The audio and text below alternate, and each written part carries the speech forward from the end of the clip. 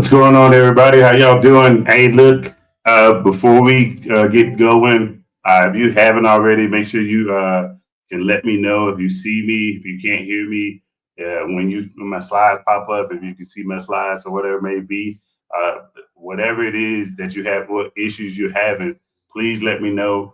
Don't be that type of person to sit here and just listen to me and not being able to interact and whatnot. All right. So now that I got that out of the way, hey, thank you guys again for all the love and support. Welcome to my channel, Raven Sitrep. And basically, we're going to talk about some topics today. Talk a little bit about OTAs. We're going to talk a little bit about some of the different topics that I want to talk about when it comes down to our Baltimore Ravens. And then if you got questions or you feel like, hey, Coach, this thing was off, or Coach, I like what you were talking about with this, or whatever it may be. Again, don't be afraid to leave me a comment somewhere for wherever you're watching, whether it be Twitter, whether it be YouTube, or whether it be Facebook. However you get your particular streams from this particular channel, feel free to let me know where you are, and then also what state you're in. If you're in a certain state, hey, give me a shout out for what state you're in, and now we'll go from there. All right, so I'm gonna give about 2 minutes for some people to get in here, and then if you're here again, like I said, check in with me. Hey, where you're checking in from, a particular state. If you want to do that, you can check in your state and what particular platform that you're on. Sometimes I get a chance to see the platform, sometimes I don't. All right. All right, so now that that's out the way, look, some of the things that we're seeing from the sports community or sports media, as a whole, you guys got to kind of understand what season we're in right now. And the season that we're in right now is kind of clickbait / engagement type of stuff. And we all know, like, hey, being fans of the Ravens, having Lamar Jackson on the team. Lamar Jackson is like probably the ultimate engagement forum topic for whatever platform that you're on. So some people get out there and they throw outlandish stuff out like, hey, Lamar Jackson should be traded after year 3 with the Baltimore Ravens, or hey, the Ravens should move on from Lamar Jackson, shouldn't re-sign him. Those type of topics are near and dear to our heart because we know as Raven fans, like, there would never be a scenario to where the trade Lamar Jackson thing makes sense, or not pay Lamar Jackson thing made sense. It would never been a scenario outside of maybe before we got a glimpse of him of 2018, and then even then it still wouldn't make sense because again you traded back up to get the guy, and then you would trade him. That wouldn't make sense either. So again, like I said. Anything about trading Lamar Jackson or not resigning Lamar Jackson or moving on from him or whatever it may be, or drafting his replacement or something like of that nature, for me, it's fool's gold. It's fugazi, as some people in the South would say, when it comes down to something that you say, hey, you say something like that, but it's not real. That you can't be a football fan and know anything about football or have paid attention to the Baltimore Ravens and let something like that come out of your mouth or around you, and you not just go almost berserk when it comes down to, hey, trading Lamar Jackson or not paying him or drafting his replacement as of right now. Because lo and behold, if you look at it, Lamar Jackson is in his prime right now when it comes down to NFL career. Year 8, won some MVP trophies, got to an AFC championship. The only thing left for him to do is go win a Super Bowl or two.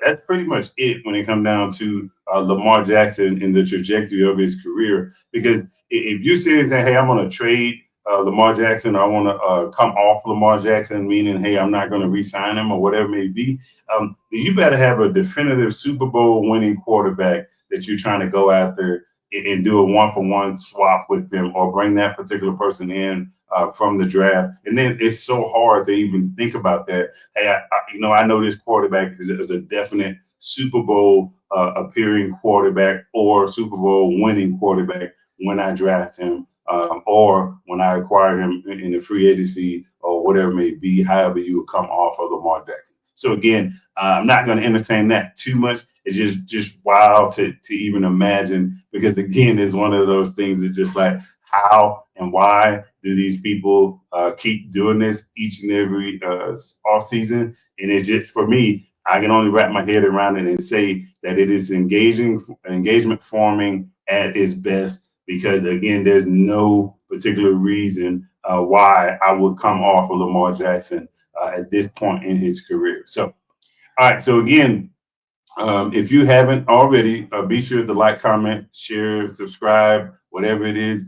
Tell me, hey, coach, I can't hear you, or you too low, or whatever it be. However you want, whatever you want to use your engagement with for, it's totally up to you. But I'm trying to basically make sure that you guys can hear me, see me, and understand my slides. So all right. So without further ado, we're gonna move to the first topic again. So if you guys can't see these things or hear them or anything of that, or hear me, please let me know. Okay.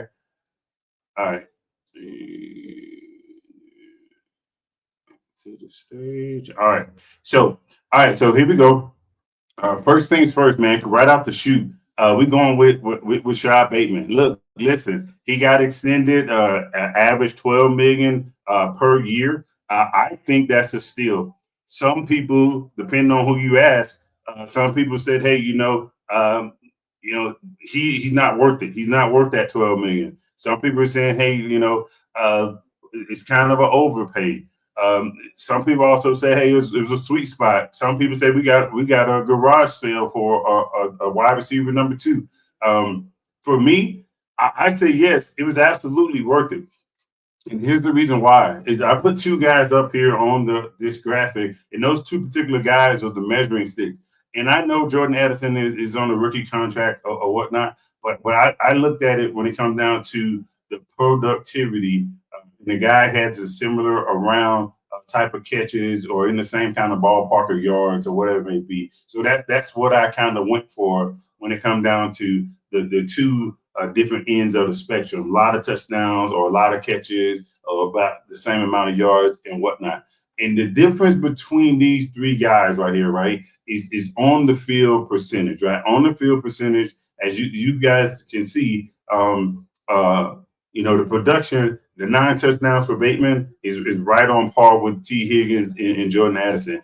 What we don't see is the targets, right? So if the Ravens want to get more out of him, just like I was talking about in 2 videos ago about Lamar Jackson getting closer to the 500 attempts passing, you don't have to get to 500, but get closer to 500 attempts. Now those attempts, those 20 some or 18, anywhere from 18 to 25 extra attempts could be split up to 4 or 5 more targets to Bateman, or even more, depending on what it is. And I just feel like, hey, if you get that, now we're talking and being at the highest level of tier 2, a wide receiver 2 that he can possibly be. And what I say, the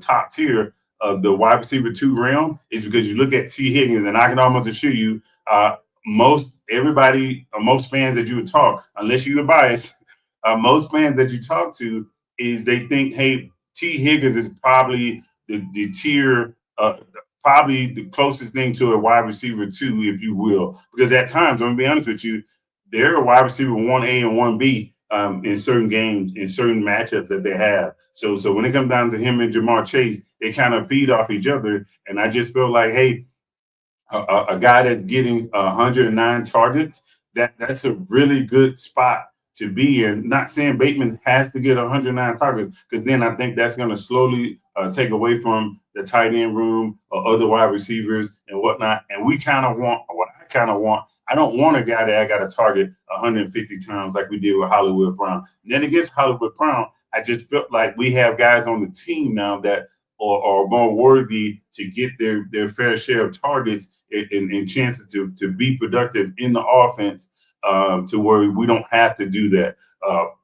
Target a guy 140 plus times a year in and year out, and we wonder why, hey, things are not changing. Because when you kind of do that, I just feel like, hey, you kind of box yourself in unless you have a guy that's going to win in one-on-one situations or win even in double teams at times. I don't see the reason why I would force feed him 150 plus targets. I just don't see it. Maybe I'm crazy, but for me, the type of offense that I would want to have is where I spread it around to everybody in the low 100s when it comes down to the targets. And I just felt like, hey, Bateman is the perfect example for having that type of offense, that type of receiver in this type of offense. And the other thing about this is when you look at their snaps, right? Bateman was 69% of the snaps, I believe, and I want to say Addison was like 79%, and I want to say Higgins was 82% on the field when it comes down to the snaps. That matters significantly. Reason why that matters significantly because the more chances you put him on the field, the more chances he gets to get targeted and get a reception. In case in point, now it bumps his numbers up even more. Who knows? He may even get over 1,000 yards at this particular time. Now I'll tell you, he gets 1,000 yards on 50 catches.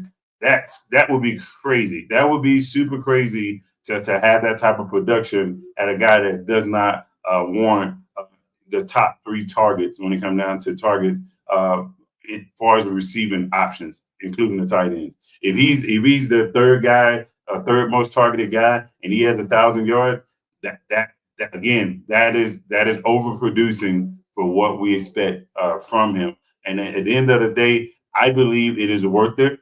In the long run, I believe it's worth it for the now, what Baltimore is looking to achieve. And I just again, I believe Bateman will continue to climb when it comes down to his production, partly because if somebody put the graphic out on Twitter. I believe he will continue to climb because he's one of the top separators in the league. I believe I want to say the Ravens had three in the top 15 separators for wide receivers. It was him, Zay, and D Hop was in there as well. And maybe even in the top 10, if I remember correct. I want to say I know for sure it's top 15 when it comes down to separation, getting separation.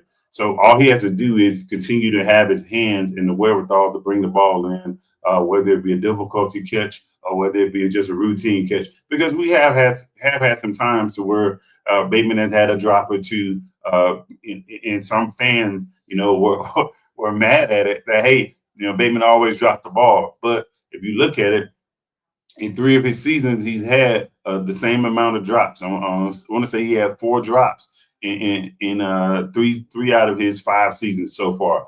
And again, I think, his fourth season. I think that's consistent for Rashard Bateman and whatnot. He only can get.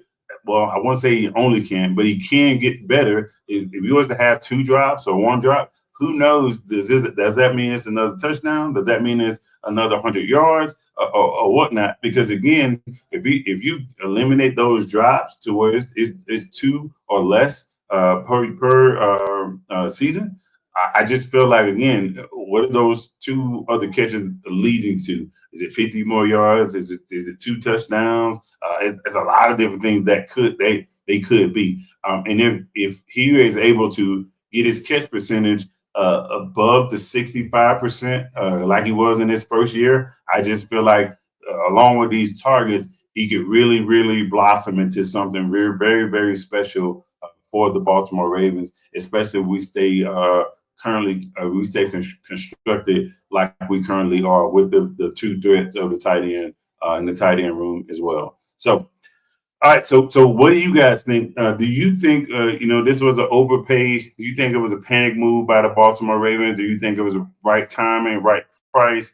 Do you think there was somebody? I think it was Mike Florio for PFF. He's been on a roll with the Ravens. We apparently he should just go ahead and be asked to be a beat writer for the Baltimore Ravens because he always has something to say about the Baltimore Ravens or the players or whatever it may be. And one of his things he was talking about was Rashad Bateman or somebody, whether it was Rashad Bateman or either the Ravens.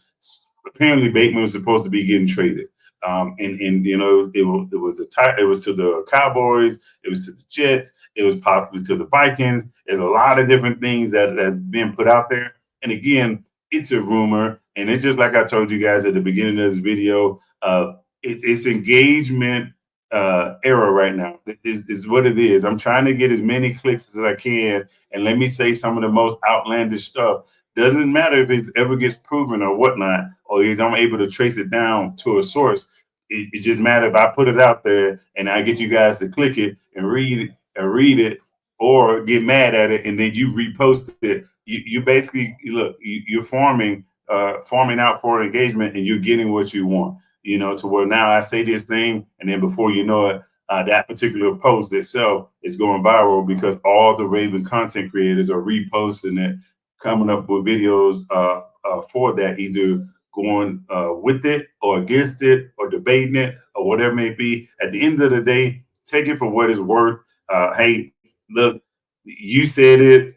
The Ravens. That doesn't mean that the Ravens said it. That doesn't mean that Bateman said it. And it is what it is. So at this particular point, Rashad Bateman is on our team. I'm happy he's still on our team. Great compliment to Zay Flowers and the rest of the passing game. I know Lamar Jackson has increased his chemistry with them because at times early in his career, it just looked like him and Lamar Jackson were just out of sync for the most part, to the point where it's like, hey, it was a go route or vertical route, and he'll stop running, and then Lamar throw the ball 30 yards past him and whatnot. And those type of things, they are going to happen. But I just think you kind of slowly diminish those things when it comes down to being on the field, giving this player more targets, increasing that chemistry. And I just felt like that particular thing that they keep doing that, now we can connect on some of those 50-50 balls or some of those deep shot plays and move forward with this particular offense. Because I tell you, having a deep threat or two deep threats, multiple deep threats with Derrick Henry and Lamar Jackson is gonna be great, as long as we can keep them firing on all cylinders like they have been doing at times in the season. So, all right. So let me see if I got any kind of questions or comments. Okay, no questions or comments. All right. So now for one of the not so good things that I want to talk about with the Ravens, and the reason why I say the not so good things, it is because for me, the the Ravens have kind of gotten to the playoffs consistently, had big runs, done some good things throughout the season, led the NFL in sacks, led the NFL and total offense, rushing offense, all these things, passing touchdowns. The Ravens have done those things, right?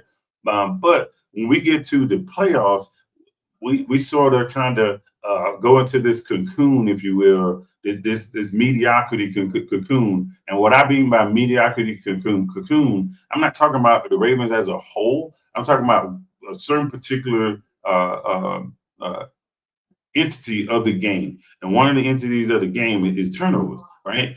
I just believe, whether it be pressure, whether it be being decisive, whether it be, hey, look, we are calling plays to get the ball out of the quarterback's hand on the other team to force them into a turnover, whatever it may be. For some odd reason, we just cannot get turnovers consistently against the teams that we're playing, whether it be on the road or whether it be at M&T. We just can't consistently get turnovers to help our offense out when it comes down to short fields or actually taking the ball and getting a fumble recovery for a touchdown, a scoop and score, or a pick six. We just don't get those type of things. We haven't been getting them. So since 2018, the Baltimore Ravens have had a 4 to 15 turnover total. And what does that mean? Is we've had 4 takeaways. We have 15 giveaways total in the playoffs since 2018. That is crazy when it comes down to the numbers. And the reason why I say that is because we've had some top 5 defenses along the way. We've had the top defenses along the way in this particular period. So what does that mean? Is that, hey, okay, are we gassed at this particular point when we get to the playoffs, or does the scheme get vanilla, or what is it? It's a lot of different things that we could say, hey, this is a particular reason why this happens, or whatever it may be. The one thing I will tell you, if we can cut down on our offensive turnovers, I believe that is a recipe that can still get us over the hump. Even if we don't get the pick sixes or the strip sacks or whatever it may be, I believe how we've been playing, if we haven't turned the ball over, especially in the Kansas City games. The Kansas City games, we were 0-3 for the turnovers. We gave it away to them 3 times, and we didn't get anything. We didn't get any takeaways from them. And I feel like if we get some takeaways, now that game shape shifts or we have the momentum in the game to where now we can go down and do what we need to do and come out with the win, whether it be in Arrowhead or even at M&T in the AFC Championship game. So I just feel like, hey, we have to address this. We have to get past this because if not, I think we're gonna kind of see the same thing. If we have a bunch of turnovers, if we're not forcing a bunch of turnovers, just not good. The Ravens only had one game to where they won the turnover battle, and it still ended up in a loss. It was against Cincinnati when Lamar went down and Tyler Huntley was the quarterback. And again, we even then it was 2-1. We had two takeaways and we gave it away once.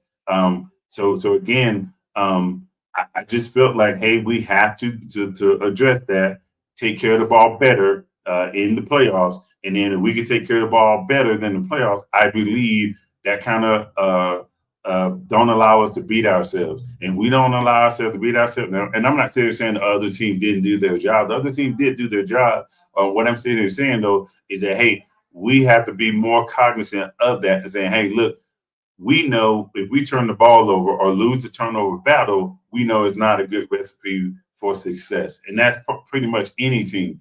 The Ravens probably have one of the smallest room for errors when it comes down to their particular offense and defense. Because again, the defense they don't already get a lot of turnovers, a mess ton of turnovers, but then also we don't get points off of them as well. So again, I would like to be a little bit more opportunistic and getting those turnovers and possibly looking at, hey, let's try and put one in the end zone. Because if we could put one in the end zone, that I think that swings the momentum and it takes the pressure off of our offense to go down and not have to get so much of 3 points, let alone having to get a touchdown because we didn't get any kind of defensive turnovers. We got the stops, but we didn't get the turnover. I think the stops are okay, but if they get off a good punt or we don't block a punt or whatever it may be, now we're still having to drive the field 65, 75 yards every time. And I just think that's a tough ask, especially in the playoffs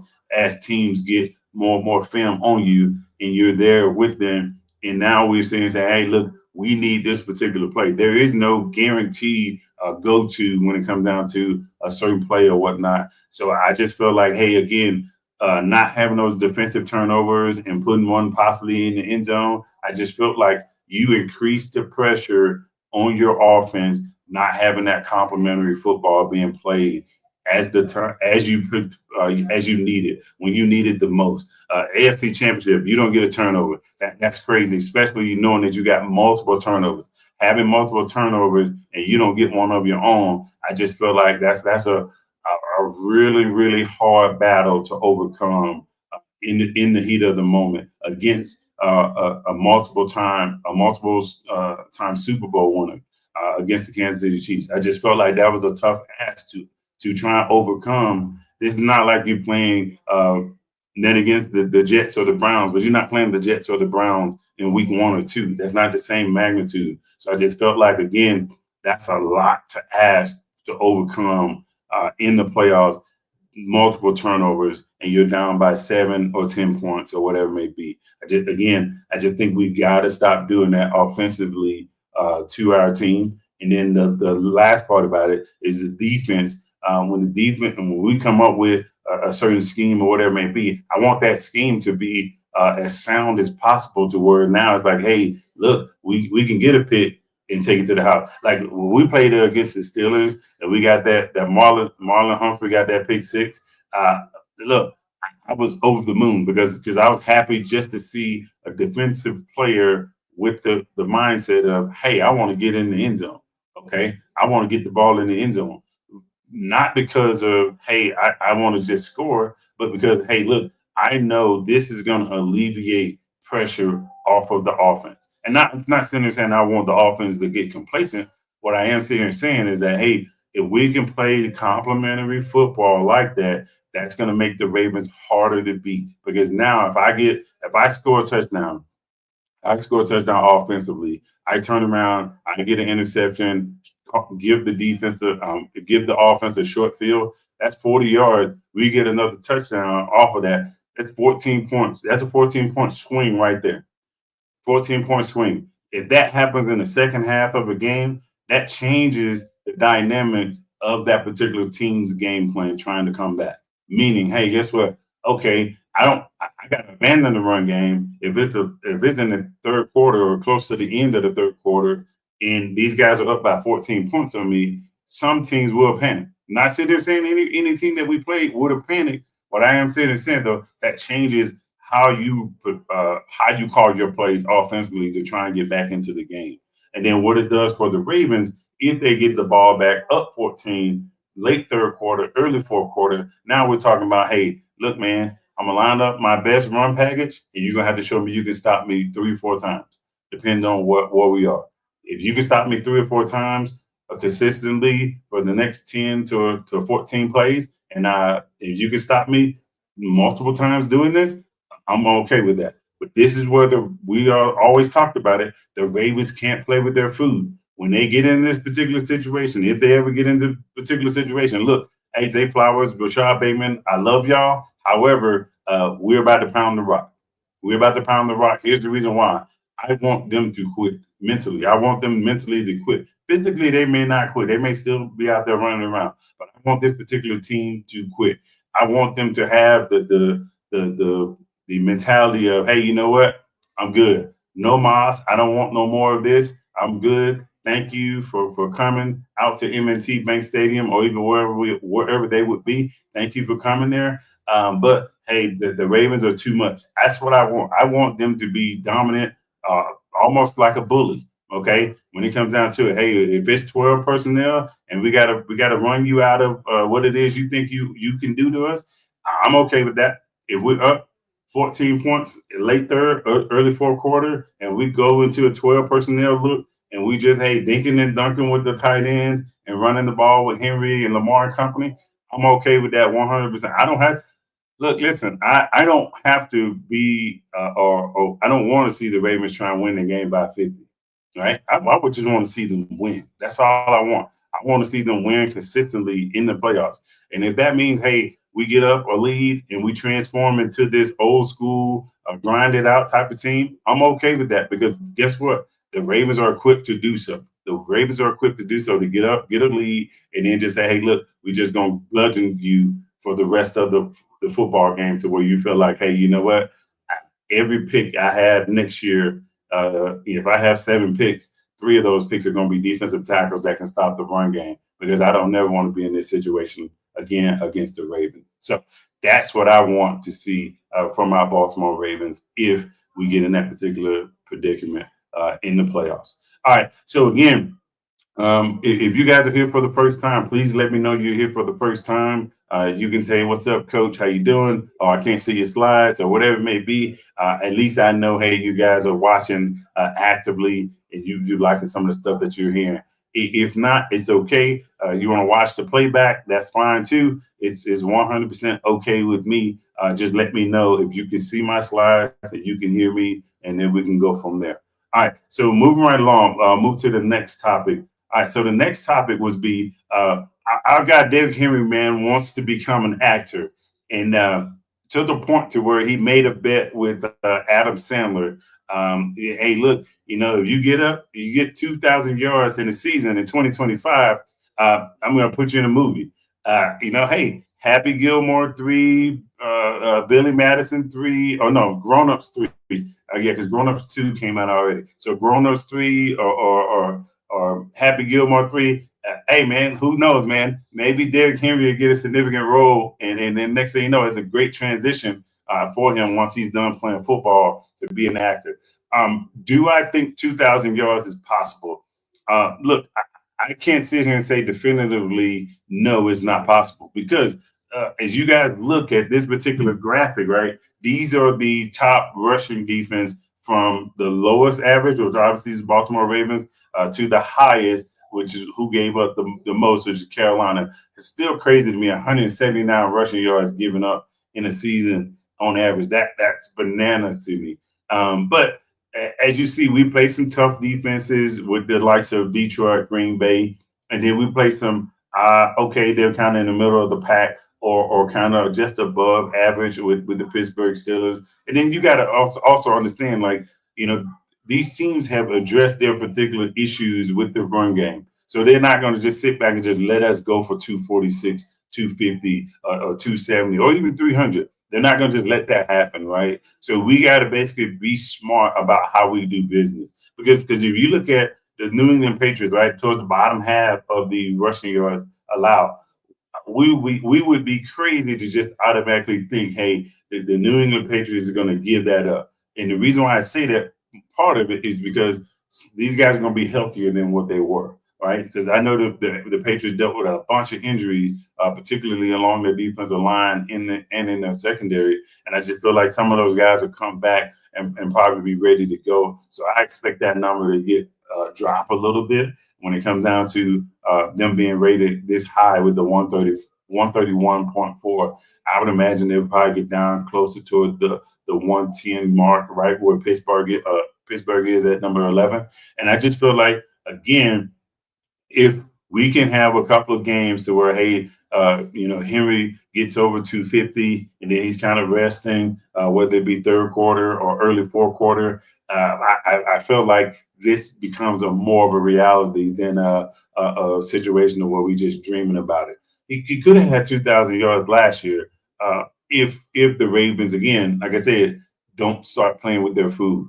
And what I mean by playing with their food is that, hey, certain things are working, let's not go away from it, right?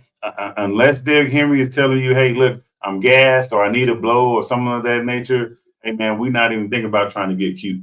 The only kind of cute we're going to get is, hey, we're going to get a ball to Keith Mitchell, or we're going to get a ball to Justice Hill, or whatever it may be. But for the most part, we still run the dang ball. Reason being is because, again, if we get a team in there, and what I call it is we get a team in football hell, and what in football hell, I'm talking about, hey, look, they are moments away from tapping out. If we kind of let them off the hook because we want to go four wide after we just ran 79 yards, we ran 68 yards, and we just turn around and say, you know what?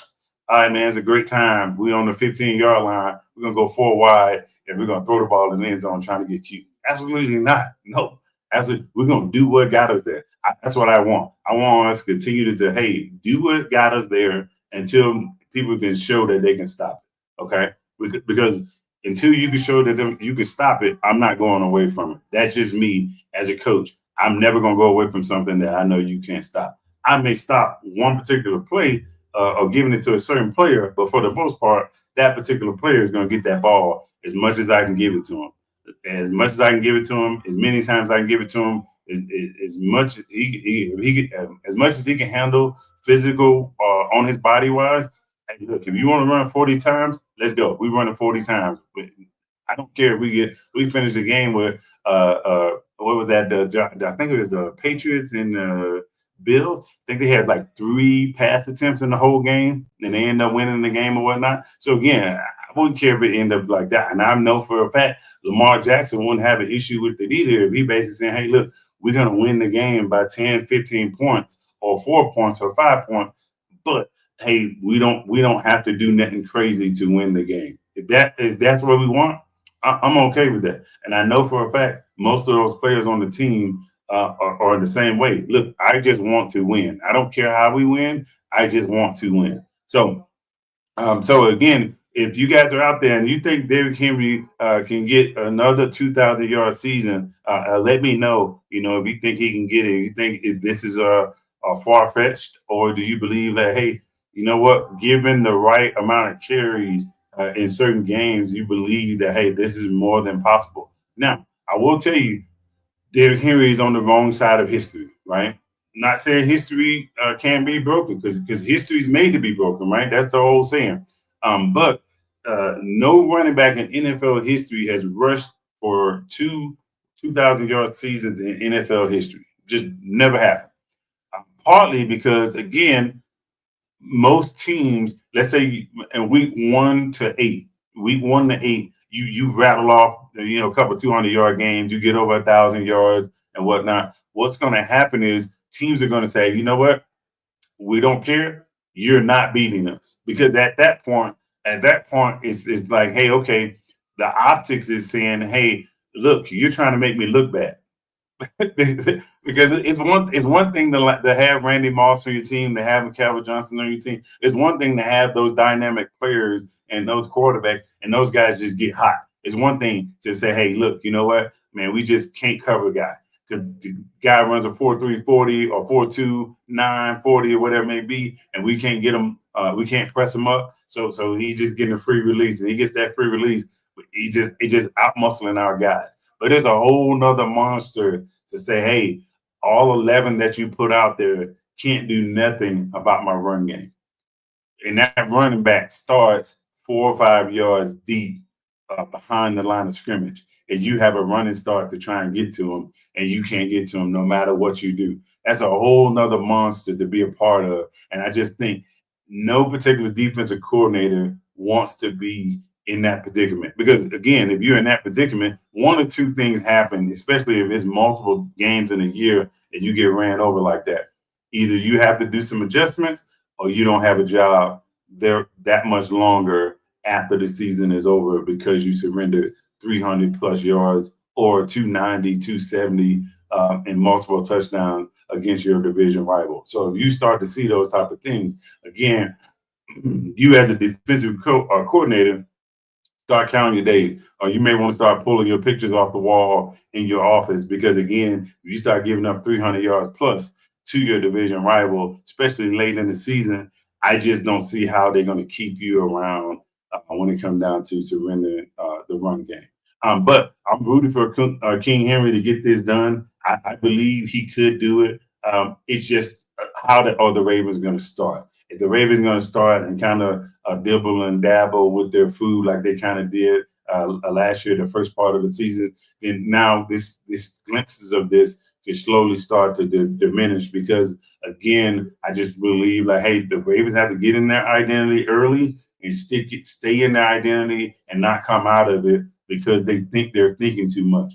I'm only coming out of it when you showed me that, hey, you're definitively trying to stop our run game. If you're not trying to stop our run game or you have no clue of what I'm doing, I'm not coming out of what I want to do when it comes down to my zone or my RPOs or whatever it may be. So again, if that happens, again, Ravens stay the course.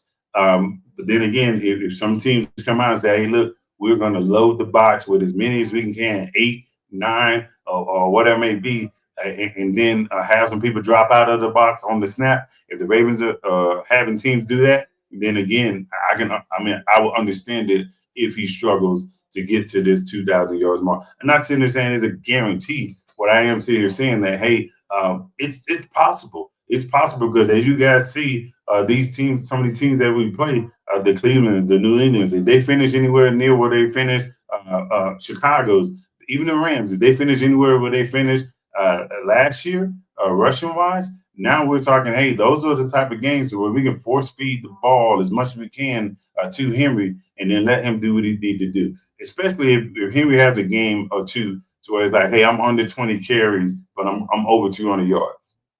If you having those type of games, again, those type of games bode well for the pursuing of this particular 2,000 yard season for Derrick Henry. So, all right. So again, if you guys are seeing this or you see this graphic or whatnot, you hearing this, let me know what you guys think. Do you think, again, is it possible to get 2,000 yards this season based off the opponents that we have? Because again, you look at these particular graphics, you can kind of see, hey, this is where teams have finished when it comes down to what they allow per game running the football. All right. All right, so we're gonna move to our last and final topic. And this last and final topic for this particular episode is going to be about a new safety option. Since we lost Ardarius Washington, there have been some talks about, hey, do we need to go sign a player in free agency? Do we need to let one of our young guys kind of grow into that particular spot, or do we have a guy that we can make a position switch to where, hey, this particular guy, based off their natural talents and their assets, uh, hey, you can, or their abilities, you can put this particular player in this position, and that particular position player could thrive. And one of the guys that has emerged was Jalen Harmon Davis. Again, he had some injuries, some significant injury history, and that's okay because again, it happens, right? Cornerbacks get dinged up, wide receivers get dinged up, and whatnot.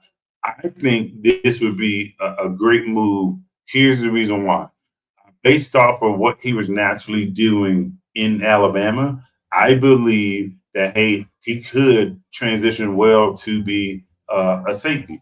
He won't be the first. There's a couple of other cornerbacks that have transitioned to safety. I want to say Champ Bailey, Rob Wilson, and I'm sorry, Charles Wilson, Rob Wilson. And I think Champ Bailey had a couple of games or two at safety or whatnot. Or did he make the full transition? I'll have to look that up to see if Champ made the full transition or whatnot. But again, it, it can be done. It can be done. What I would like about it, if this does happen, the way that he's able to run the alley and be the force player when it comes down to forcing running backs back in or coming down and making tackles in space, I love that ability about him.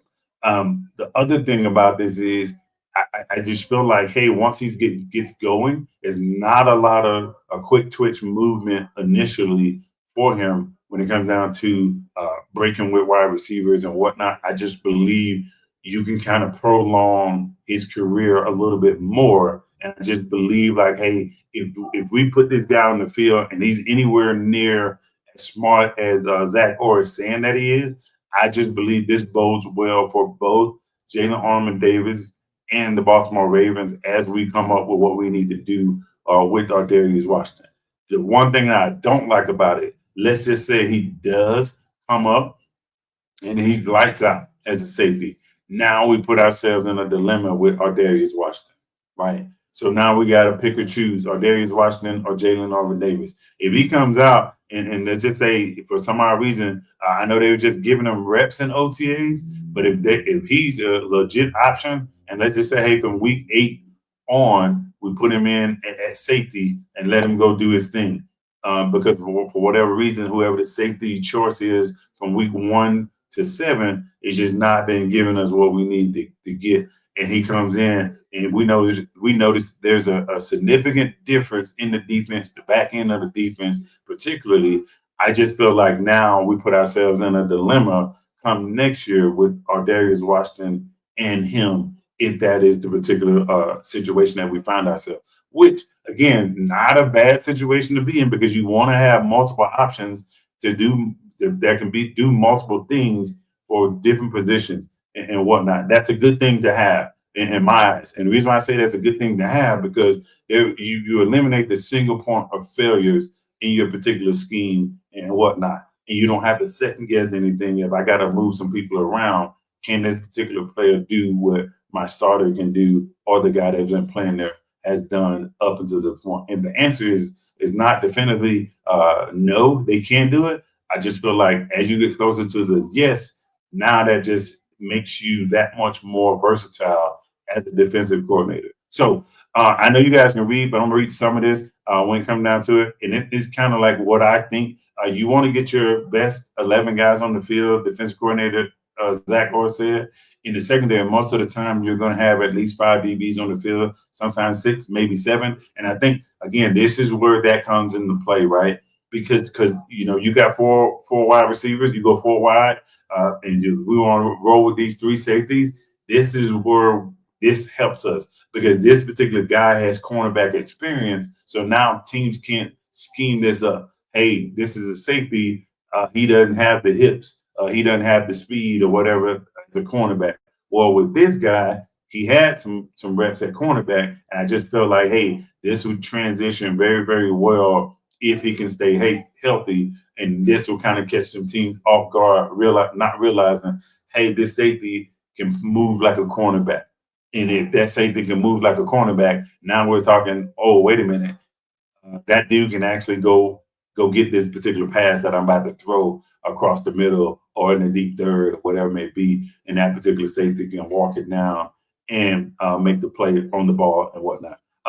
The other thing, keeping going on what he said, you don't want to limit yourself or a player just because he's on the corner. We force our guys to kind of learn everything, and then we start throwing them out there to see if they can pick it up and execute at a high level. Again, why would you not want to do this? Why would you want to kind of handicap yourself as a defensive coordinator, especially if you got guys that are eager to learn or willing to learn, and they're not all about themselves and hey, I only do this and I only do that. If I got a guy that's willing to do that and has the wherewithal about himself to want to learn this and whatnot, absolutely give them a shot. Give them a shot. It's not like we're asking, hey, this linebacker here, he said, hey, I can throw the ball a little bit and then I'm gonna put him at quarterback. No, that's a super huge jump. But we talking simple stuff like, hey, a cornerback moving to a safety spot or a inside linebacker move to the outside linebacker spot, something like that. I got it. A pass rusher moving inside to D tackle, depending on what kind of scheme you got going on, what you want to do with them. If you want to kind of give a look to force some people to panic, I got it. People do it all the time. Okay. So at the end of the day, I like this particular move. Let me know what you guys think. Do you like this particular move? Do you think it's crazy on the Ravens' part or Zach Orr's part to even think about this? Again, now we're also thinking if he's healthy.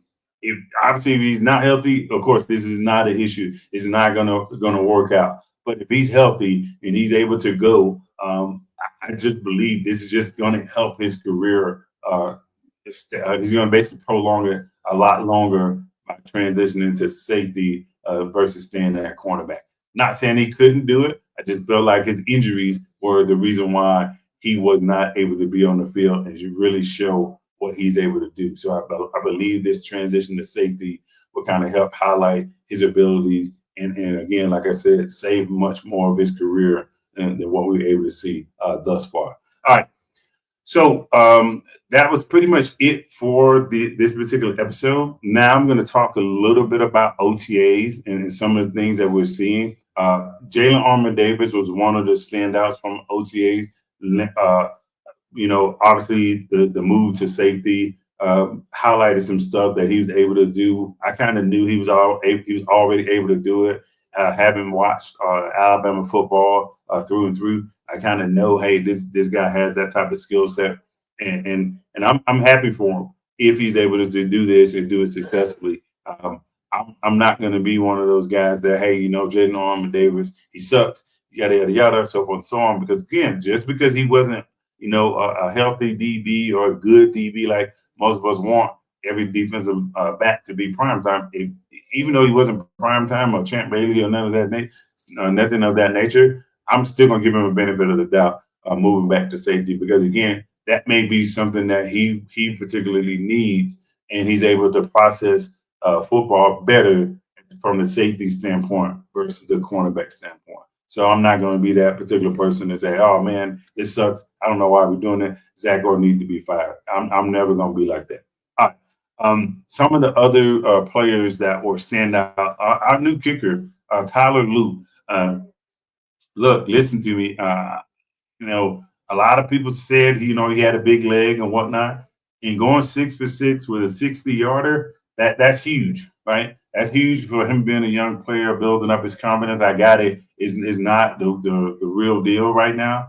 But just knowing that we have a guy with that type of leg and that type of accuracy, I just felt like we were in good hands. Because again, there's still a sour taste in some of the people or some of our fans' mouths about what happened with Justin Tucker. Again, some people still saying he's innocent. Some people saying, hey, he should have never been on the team. The Ravens knew, yada, yada, yada. That's neither here nor there. At the end of the day, he's no longer a Raven. We have this young kid on the roster, Tyler Luke, and he's been everything as advertised. And for me, that's huge because we all know if you've been a Raven fan for more than a decade, we've seen some of the issues where the kicking game has cost us. Okay, I'm not going to sit here and say, hey, Justin Tucker. I'm not going to sit here and say the punter. Not going to sit here and say the snaps or the long snapper or anything of that nature. I'm saying the kicking game as a whole, not one particular player. The unit itself has cost us some games. Okay, just being honest. So knowing that we can get closer to back to where we were in the height of their particular performances, and just for me, that's a breath of fresh air. Knowing we have that type of player on the roster that's going to be kicking for us when we need it. All right. All right. So another guy is I think is really coming along very well is Tez Walker. Tez Walker, plays bigger than what he is, right?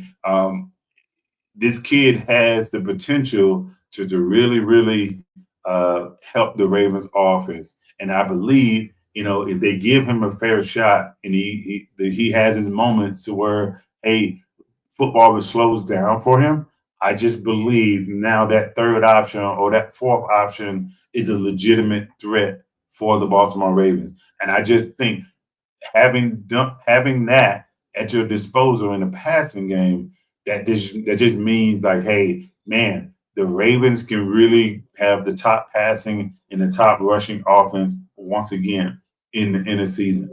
And if they do that, along with how our defense is currently constructed, I just believe this could bode well late in the season, providing that we don't have any significant injuries for a long periods of time, or we don't play with our food when it's time to actually put our foot on people's throats. So, with that being said, talking about the defense, Malachi Starks is another one in the OTAs. Had an interception, had some breakups. I just think his read and react is even well advanced than what people actually seen on film. When it comes down to change of direction, the awareness, and then the ability to just go make a play, right? It's almost wide receiver like. It's just crazy to me that to think that we got that type of player, right? We got that type of player in this particular type of system with what we already have in the secondary. And I just feel like, hey, again, staying healthy is going to be key. And then what is going to be his role, right? Because again, are we going to try and trot him out there? Hey, you're going to be the starting safety, or are we going to say, hey, okay, look, not quite yet. We're going to try and let you ease your way into the role. And if he kind of eases his way into the role, I'm okay with that. If he starts right off rip, I'm okay with him starting right off rip as well. Because again, I know we want to do the three high safety look, but again, I don't know what it's going to actually look like week one. In week one, if he's the starter, I'm okay with it. In week 10, he eventually becomes the starter. I'm okay with either one. What I want from that, though, is I want the best opportunities for him. I don't want this, hey, he's going to play 40% of the defensive snaps, and we don't have nobody that's definitively better than him. I want him to play if he is the guy. Again, some people say, hey, first round draft pick, he has to start. Okay, that I understand that. However, if he is struggling at any particular point, when does that change? Because again, we have to adjust. If our players are struggling in certain situations, we got to make some kind of adjustments to protect that particular player's growth and confidence moving forward. Not saying Malachi Starks will have any kind of issues like that. I'm just sitting here speaking in general. If a player is struggling, first round talent or not, and we put him in a starting role, we got to basically be able to say, okay, look, man, all right, you're not getting it right now. Here we go. This is what we're going to do. We're going to slowly start taking some of your snaps away, and then we're going to give them to somebody else that can give us what we're looking for. And if that is a veteran at that particular time, I'm okay with it. All right. So, and then the last person in the OTAs that was looking good is Owe, Adolphe Owe. Um, again, a lot of pressure is on him. It's a contract year for him. I think this is his last year.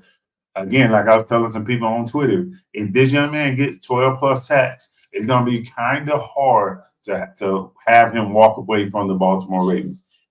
I just feel like, hey, having 2 seasons plus with 10 plus sacks. I just felt like, hey, that's a no-brainer to bring this guy back. What is that contract going to look like? I have no idea. But I can tell you right now, if he's middle of the pack, it'll be a sweet deal. But if this guy, for some odd reason, balloons to the top half of the pass rushers, you got to look at it for what it's worth. And in that particular market, we know how crazy that gets when it comes down to top ranking pass rushers. So if he starts to get closer to 15 plus sacks, and that's top 10 in sacks, he may play his way out of Baltimore. He may play his way out of Baltimore because again, we've asked this guy to get rid of the almost sacks. And if he gets rid of his almost sacks and those sacks turn into actual sacks, I just feel like again, if he gets to those 15 plus sacks in this particular season, I don't see how we can keep him in Baltimore currently with our particular salary cap situation.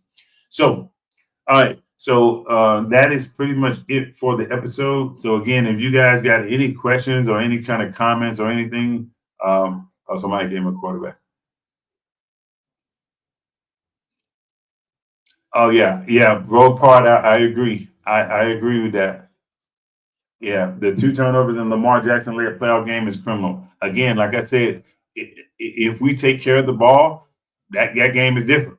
That game is totally different, and we all know this. We all know it. And those turnovers came at the most inopportune times as well. We're driving the football. We cross midfield. We almost guaranteed to make 3 points, but then we end up with nothing. We don't even end up with the ball, and we allow them to go down. And I think they got a field goal on one of the turnovers, and one of them we kind of stopped them. But even then, that's a swing. That's a swing of possibly 10 points or more that we didn't capitalize on. So again, like I said, as long as the Ravens don't play with their food, we should be okay, provided that we end up in the playoffs healthy and not have any kind of setbacks along the way. So, all right. So again, thank you guys for all the support up until this point. If you haven't already, be sure to like, comment, share, subscribe. And then that way we can kind of stay up. You guys can kind of stay up on top of the videos that I'm putting out. Again, I'm trying not to do the same stuff or recycle the same type of content as other Raven creators. I'm trying to do my own little thing when it comes down to some of the different topics that you guys see on here. Some of them are a little bit more analytical. Some of them are more opinionated. But what I won't do, I will not sit there and be super biased and say, hey, the Ravens are going to go 20-0 or the Ravens are going to win the next 5 Super Bowls. I'm just not that type of guy. I'm a realist. And I just do believe like, hey, this roster has the chance to really be one of the greatest from top to bottom Raven rosters we've seen in a minute. And I believe that wholeheartedly because all of the things that the Ravens have addressed in the last 2 drafts and in free agency, I just felt like if albeit we end up healthy come late January, I believe we have a really, really good shot to make a deep run into the playoffs and probably host the next Lombardi trophy. So, all right. So again, thank you guys for all the support. Again, to subscribe, and if you haven't already, feel free to message me. You got something that you want to see, you got a question that you want to ask me. I'm okay with answering you guys back and going from there. Until then, I'll see you guys in the next one. Peace.